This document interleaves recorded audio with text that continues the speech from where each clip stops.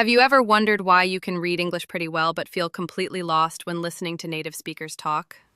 You're not alone, and today we're uncovering the hidden barriers that make English listening such a challenge for learners around the world. From lightning-fast speech and mysterious accents to slang and idioms that seem to come from another planet, the struggle is real. But what if these obstacles weren't dead ends, but keys to unlocking real fluency? In this episode, we'll dive deep into these challenges and reveal surprising practical techniques that can transform how you hear and understand English. If you've ever listened to a native English speaker and felt like they were speaking in fast forward, you're definitely not imagining it. One of the biggest and most universal challenges in mastering English is learning to understand spoken language in real time. Unlike reading, where you can pause, reread, and control the speed, listening throws you into a world where the speaker sets the pace. And often, that pace feels like a sprint.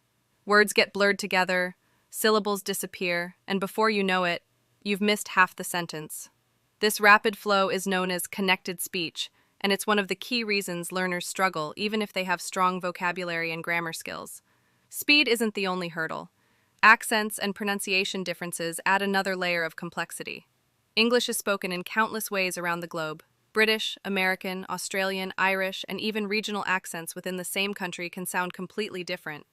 A word you know perfectly on paper can become unrecognizable when pronounced with a different rhythm, stress, or intonation. Imagine trying to catch a melody you've heard 100 times, but now it's being played on a completely different instrument. That's what listening feels like when your ear isn't yet trained for those variations. And then there's idiomatic language. Phrases like kick the bucket, hit the sack, or under the weather that make no sense if you take them literally. Native speakers use these expressions all the time, often without realizing how confusing they can be. Add in slang and cultural references, and suddenly it's not just the language that's foreign, but the entire context. Even when you catch every word, the meaning can slip through your fingers. Real-life listening situations make things even more difficult. Most conversations don't happen in perfect silence. There's background noise in cafes, echoing streets, or overlapping voices in group discussions. Your brain has to filter distractions, identify the speaker's voice, and process meaning, all at the same time.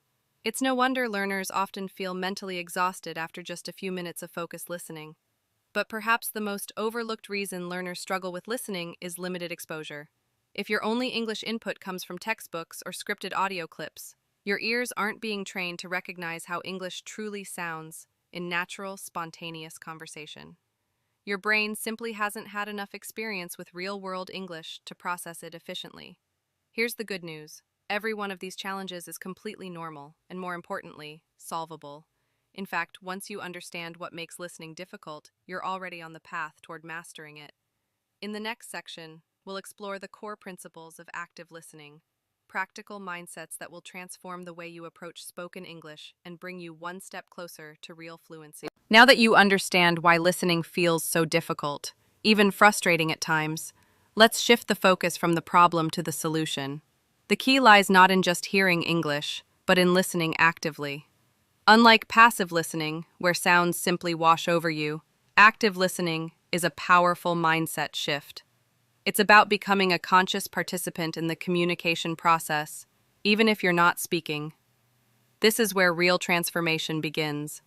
The first principle of active listening, and perhaps the most liberating, is this: don't try to understand every word. Seriously, even native speakers don't catch every single word in a conversation, especially in noisy environments or casual chats. Instead of obsessing over each syllable, train your brain to focus on the gist, the main idea. If you can understand 70 to 80% of what's being said, that's already a huge win.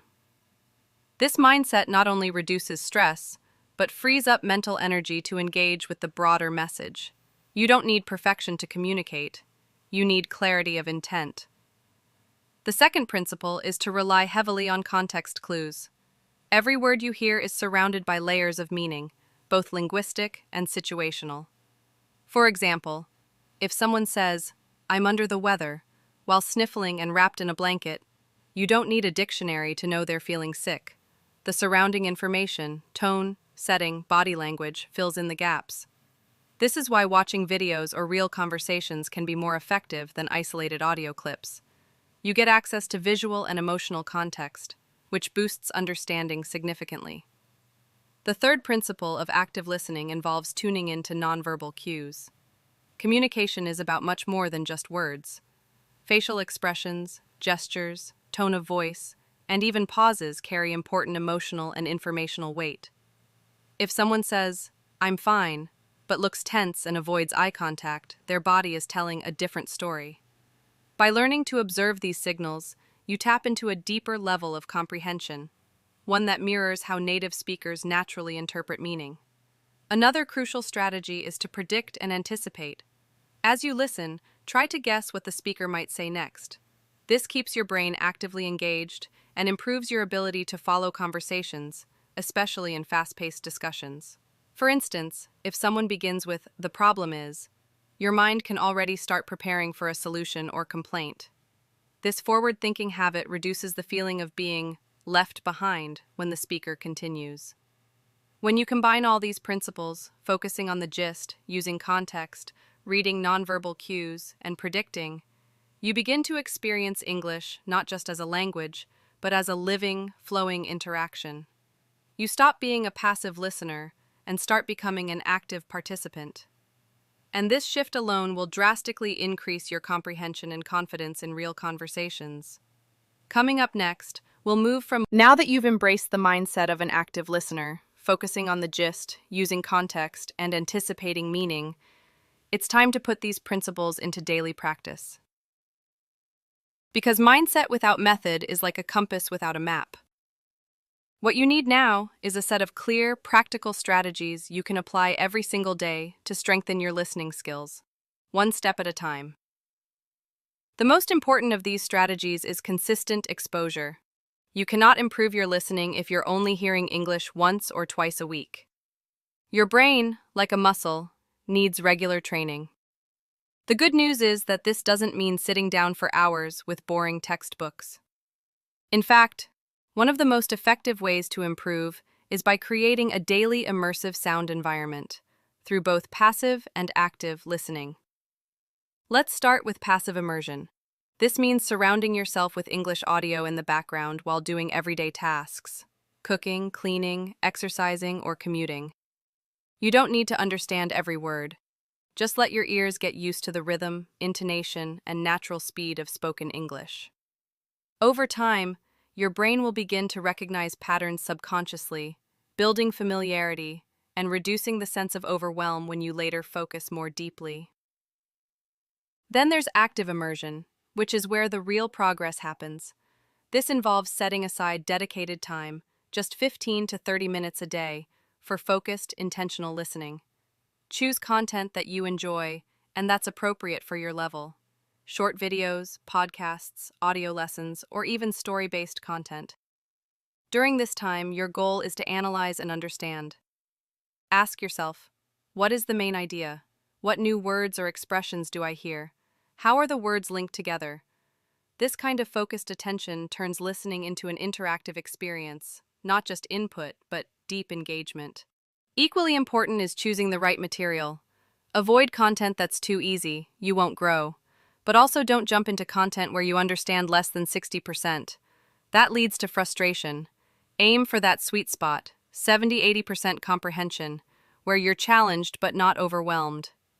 Use subtitles in English when needed, but challenge yourself to gradually wean off them. Your ultimate goal is to train your ear to function independently, and don't forget to diversify your sources. Podcasts help you practice long-form comprehension. YouTube channels and news reports expose you to real-world vocabulary. Movies and series add visual and cultural context. Audiobooks stretch your endurance and help with understanding narrative flow. The more varied your input, the more flexible and adaptable your listening skills will become. Think of each listening session as a brick you're adding to a solid foundation.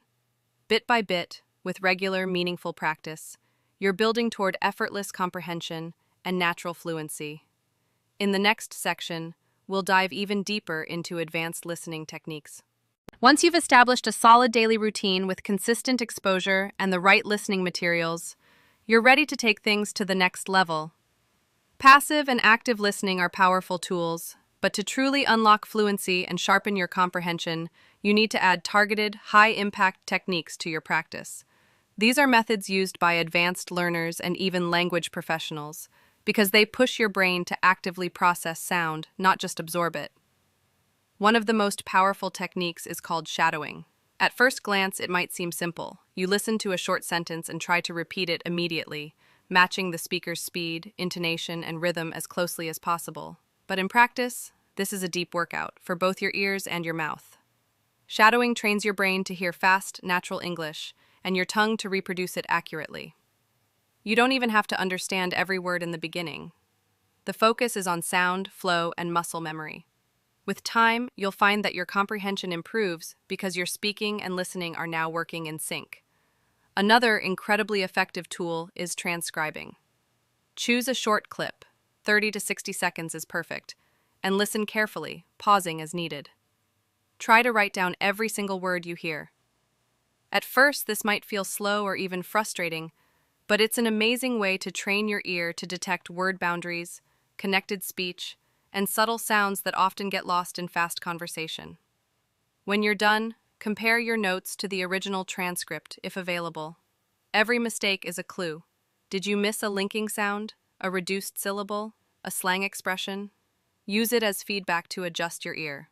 Then there's multipass listening, a layered method that helps you extract more from each listening resource. On your first listen, just focus on the general meaning. Don't pause, just try to understand what it's about. On the second pass, go back and listen for unfamiliar words or expressions, noting them down.